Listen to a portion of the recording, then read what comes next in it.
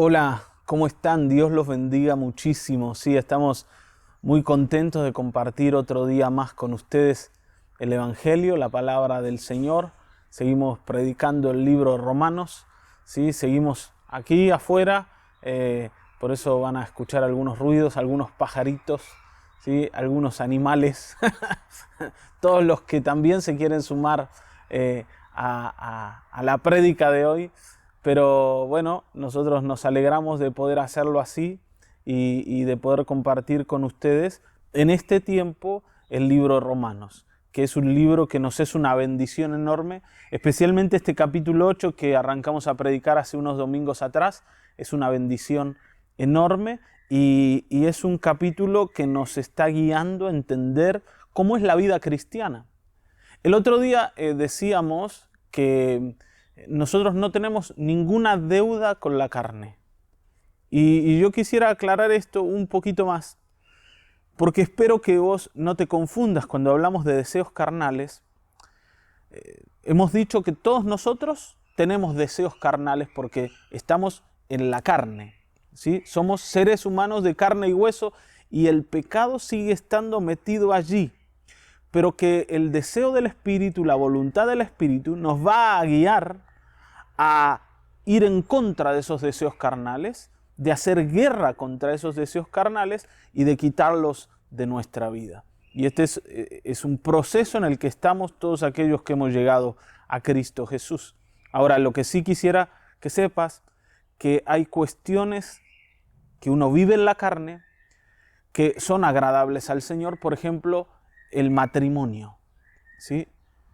Las cuestiones que tienen como un marco de voluntad de Dios, para decirlo así. Son cosas en las que nosotros tenemos que persistir. El matrimonio es un diseño de Dios que es conforme a la voluntad de Dios y por eso, por ejemplo, el otro día hablábamos de las deudas carnales en la sexualidad. Yo no quisiera que mires eso en relación al matrimonio, porque en el matrimonio nosotros podemos desarrollar la sexualidad en base del diseño de Dios y siendo totalmente agradables a Dios, porque el Espíritu Santo mismo nos va a guiar a desarrollar la sexualidad creada por Dios en el matrimonio. Por eso yo te animo a que vos puedas profundizar tu relación matrimonial. Y cuando hablamos de matrimonio, supongo que no tengo que aclarar esto porque se sobreentiende que estamos hablando de dos personas, ¿sí? Hombre y mujer que se han casado, que han contraído matrimonio de manera legal delante de la nación a la cual pertenecen y delante de Dios. Ahora, cuando hablamos de deudas carnales, sí hablamos de esas deudas que se oponen al deseo y a la voluntad del Espíritu. Esto Pablo nos lo aclara muy bien. Dice que el deseo del Espíritu es en contra del deseo de la carne y que el deseo de la carne es en contra del deseo del Espíritu.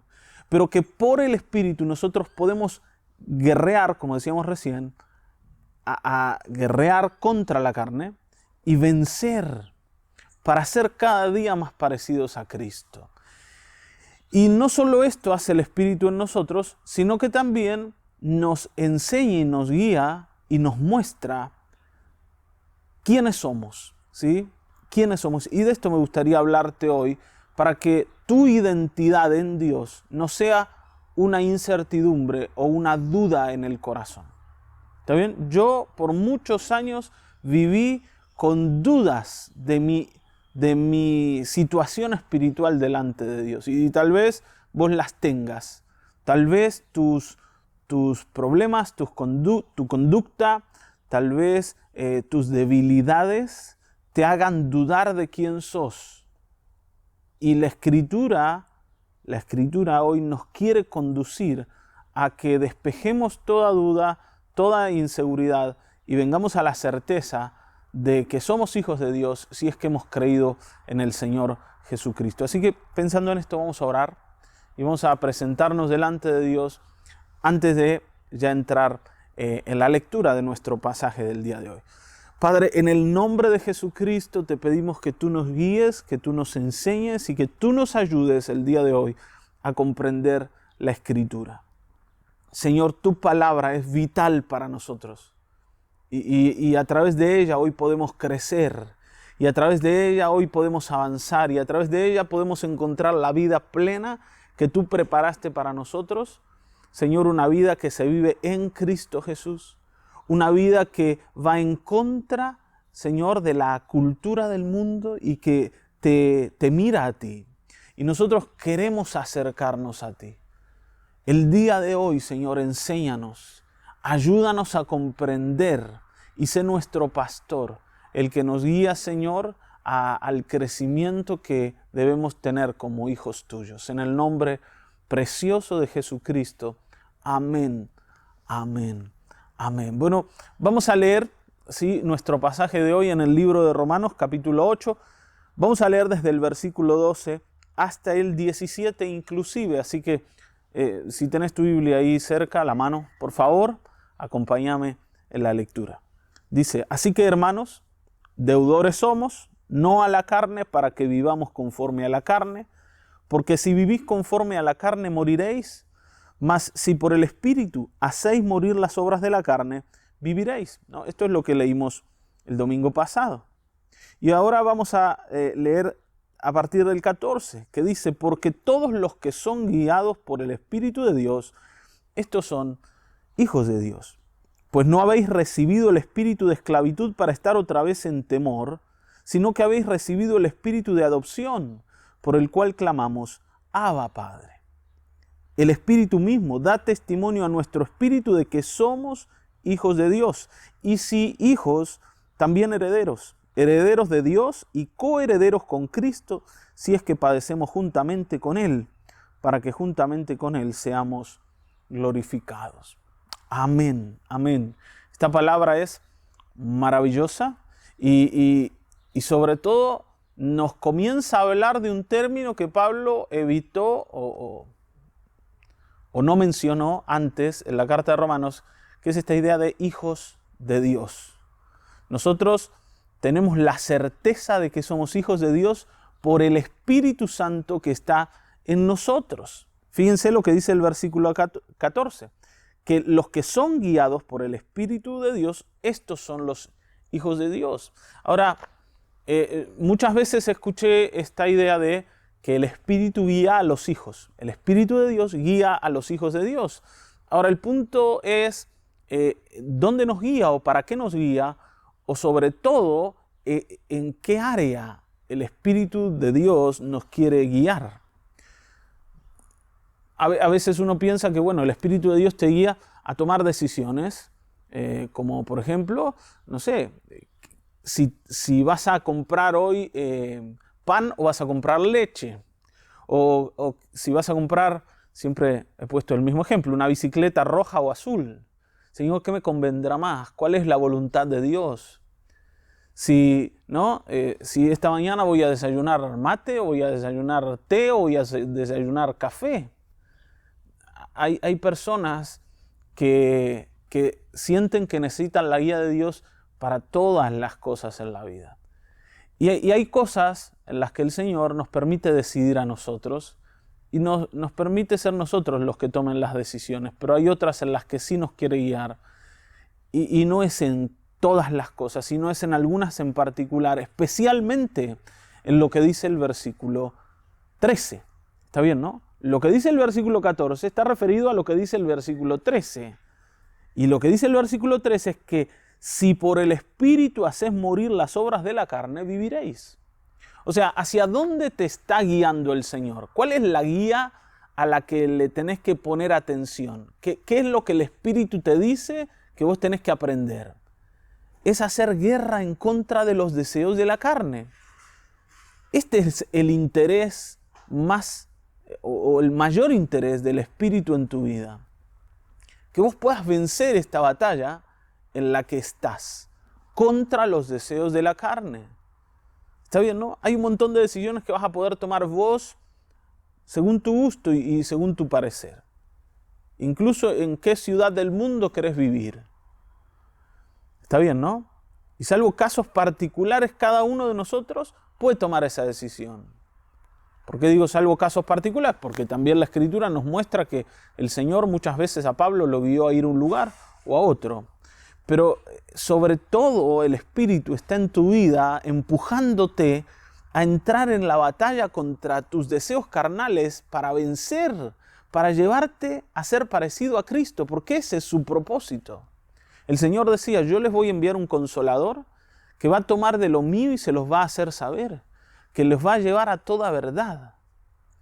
Y el Señor decía, y a ustedes les conviene que yo me vaya para que Él venga, porque es la única manera en que ustedes van a poder cumplir el propósito para el cual fueron llamados, que es parecerse a Cristo. Entonces, si el Espíritu Santo no te guía a entrar en esta batalla, allí hay un tema que tenemos que revisar. Hermanos, ese deseo de ir en contra de los deseos de la carne viene de Dios y nos da claridad de que somos hijos de Dios. Ninguna persona quiere ir en contra de sus propios deseos.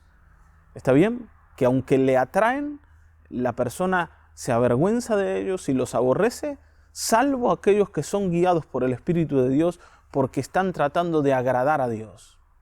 Está bien, ¿no? Y vuelvo a aclarar lo que te dije, los deseos de la carne se manifiestan en contra del modelo de Dios.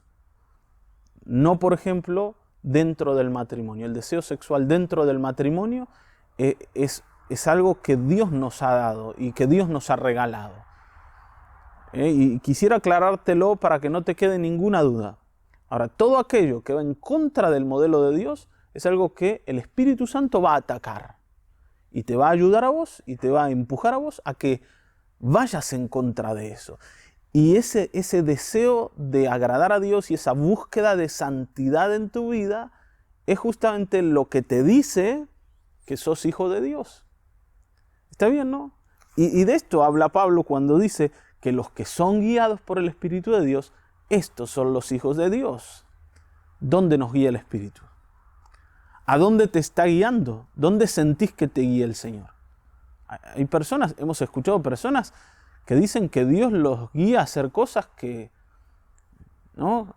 Raras, extrañas, a cosas que Dios no les presta atención. El Señor me guió a proponerle matrimonio a la mujer de mi compañero. Yo he escuchado estas cosas, ¿me entienden, no? Incluso a través de profecías. No, hermanos.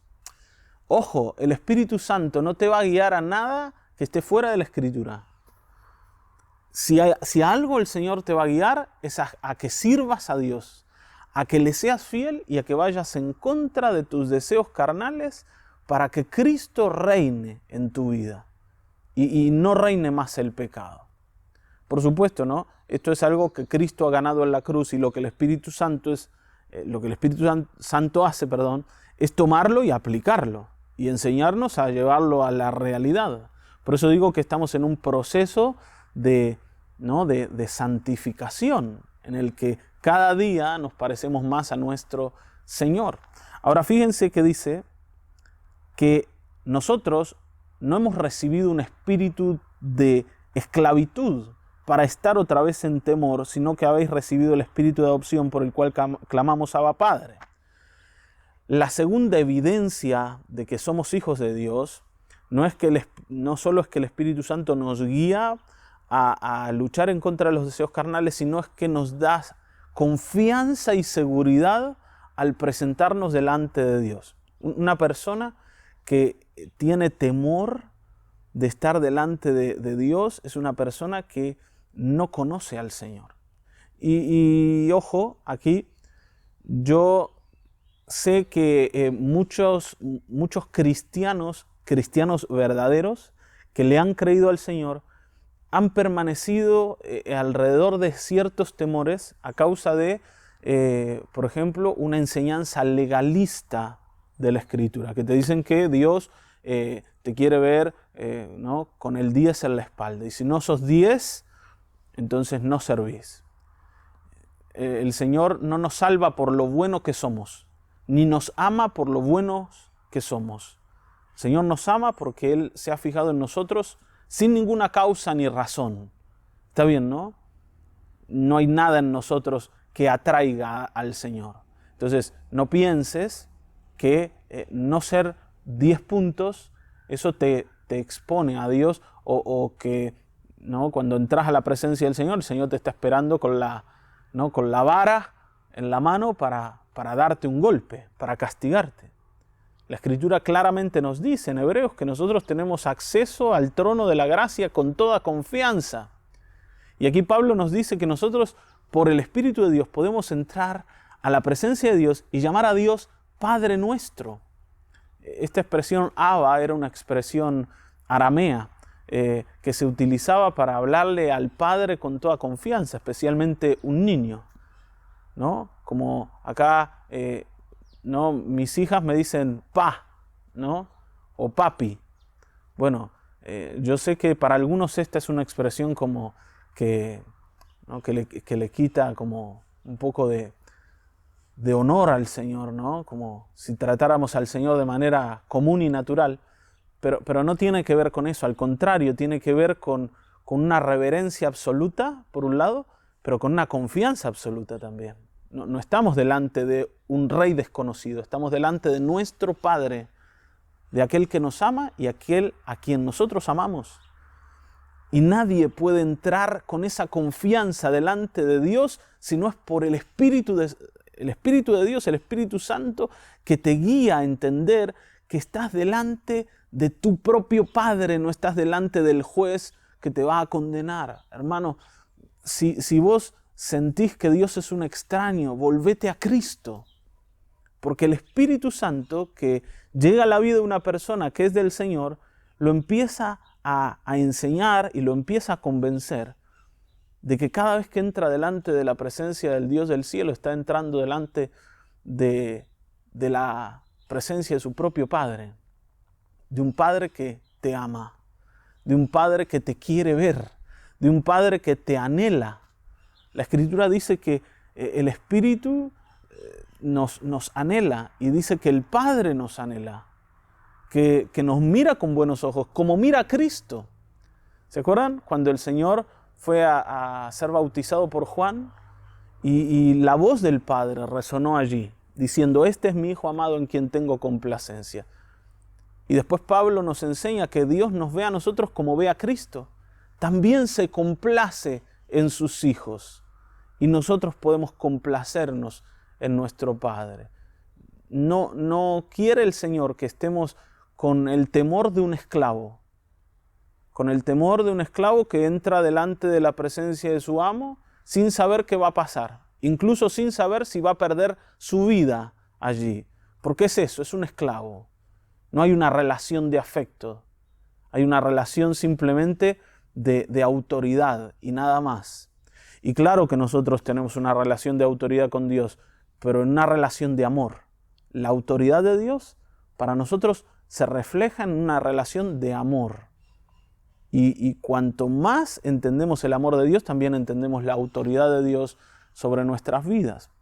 Y tanto es así, ¿no?, que Pablo vuelve a decir otra vez que justamente esto hace que nosotros tengamos el testimonio, en el versículo 16, en nuestro espíritu de que somos hijos de Dios. Dice, el Espíritu mismo da testimonio a nuestro espíritu de que somos hijos de Dios. O sea, en tu espíritu vos sentís que sos hijo y que estás delante de tu Padre. Está bien, ¿no? Por eso, descubrir a Dios tiene que ver con descubrirte a vos mismo también. Y no tiene nada que ver con lo que nos dicen algunos, esto de estas filosofías orientales, ¿no? Que vos, para descubrir el universo y descubrir a Dios, tenés que descubrirte a vos mismo. No, estoy hablando de que vos conozcas tu identidad, la identidad que recibiste cuando creíste en Jesucristo, la identidad de hijo de Dios. Si vos sos hijo de Dios, cuando entres delante de la presencia de Dios, vas a entrar delante de la presencia de tu Padre, con quien tenés confianza. Por eso a veces vemos a David hablarle a Dios de una manera así como, ¿no?, que tal vez nosotros nos costaría hablarle al Señor. David muchas veces entró exigiendo cosas, o diciendo: ¿por qué, Señor? ¿Hasta cuándo, Señor? No te da cuidado, Señor, ¿no? Como con una confianza muy grande. Moisés tenía una confianza con Dios muy grande.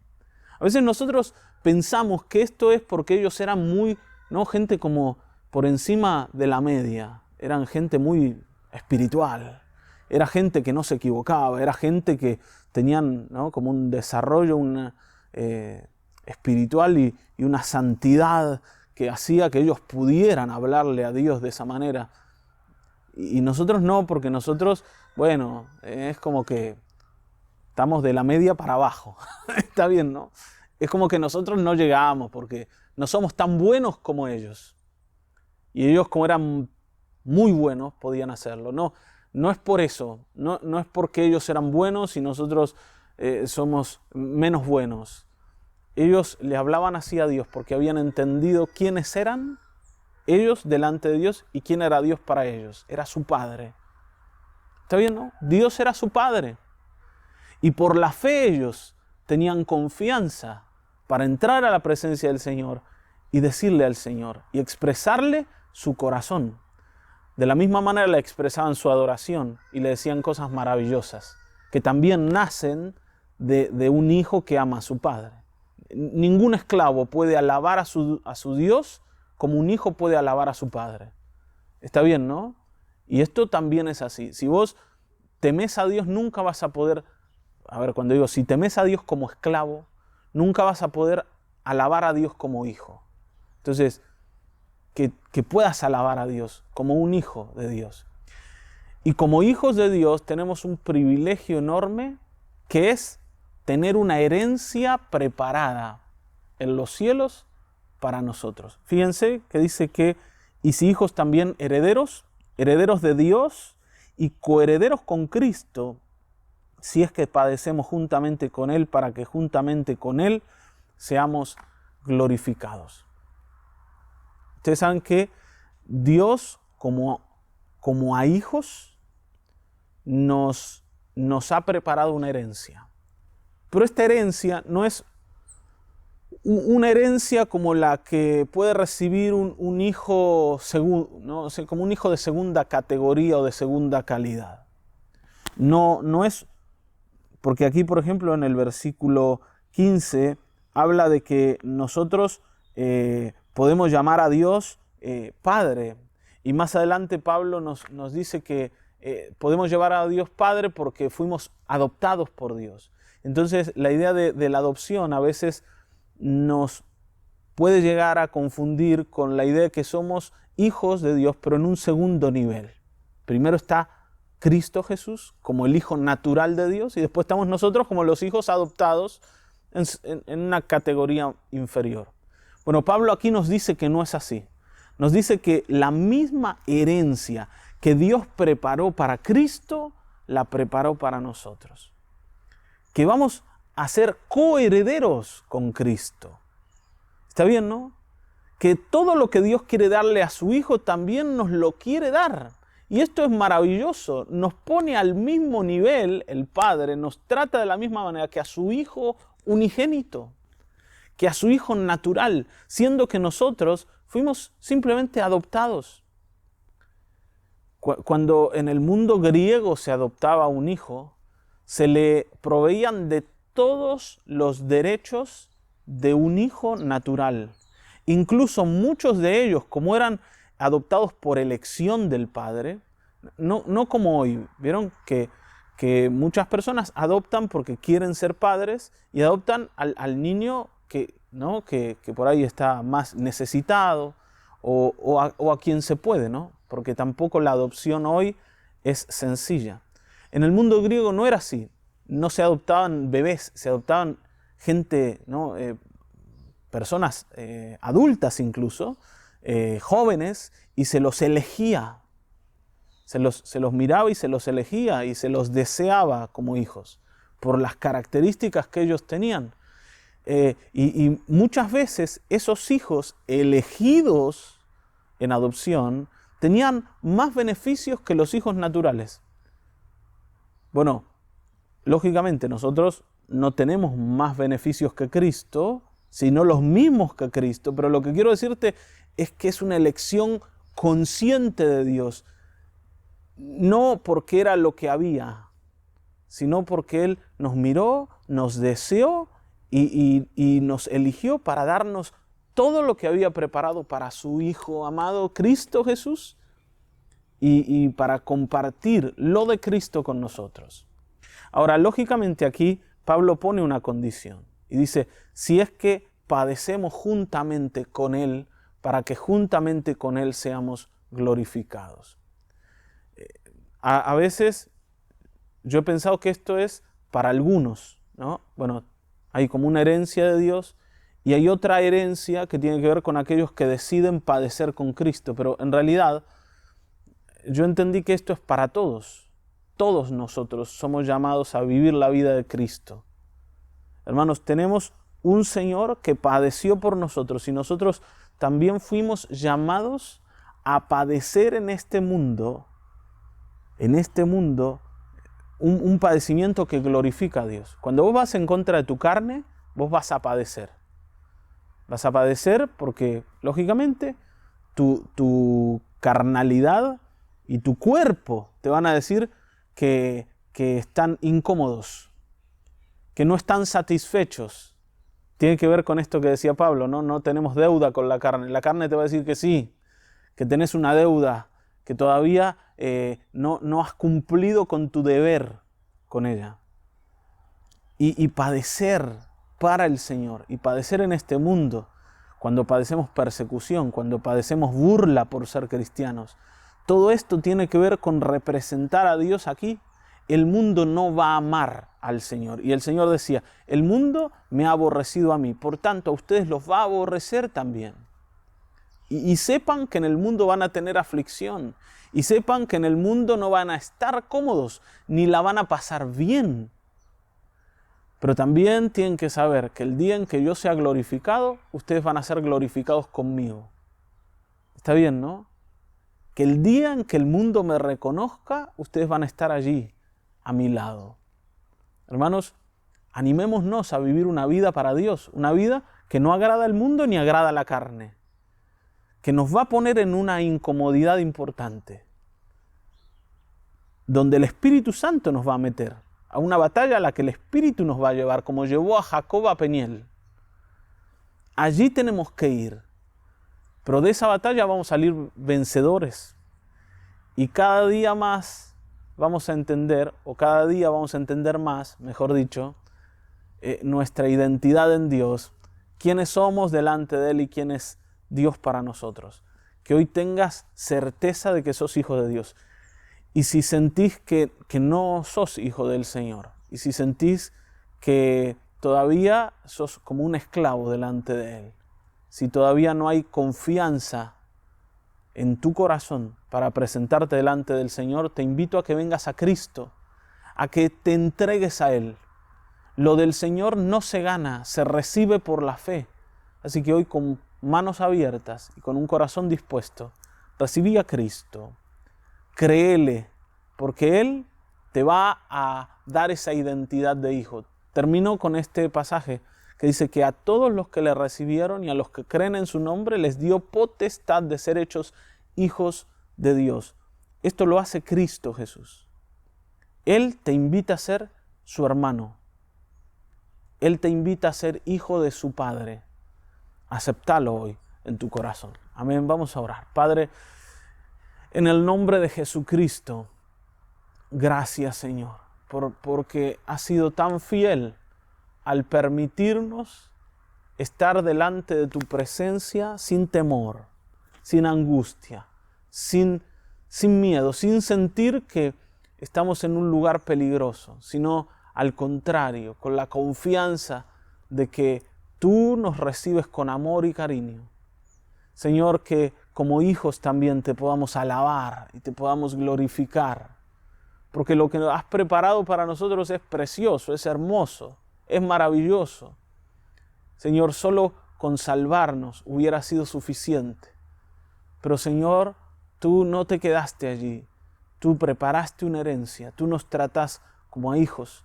Tú nos das de lo mismo que preparaste para Cristo, y esto es algo que no podemos dejar de reconocer y agradecer.